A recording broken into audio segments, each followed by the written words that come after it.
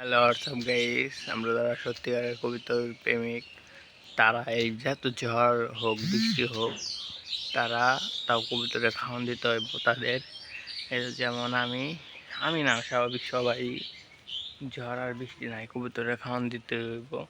এই যে আমার কিছু কবুতর ঢুকে গেছে আর কয়েকটা ঢুকে নাই, এদের খাওয়ান দিচ্ছি কবুতরগুলোরে।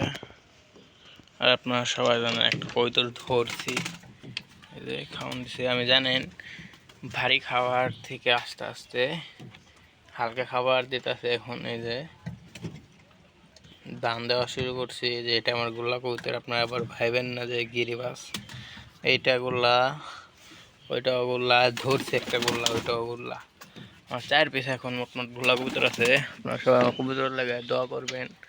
নতুন বান দিমু গাছে উঁচা করে, আমার এখানে কবুতর নামতে অনেক কষ্ট হয়, তার জন্য এখন বামটা পুরো কমপ্লিট।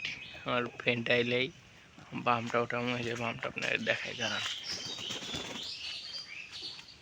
এই যে বামটা, এই যে আমাদের এখানে নদী বলছি, সরি মাইটেল।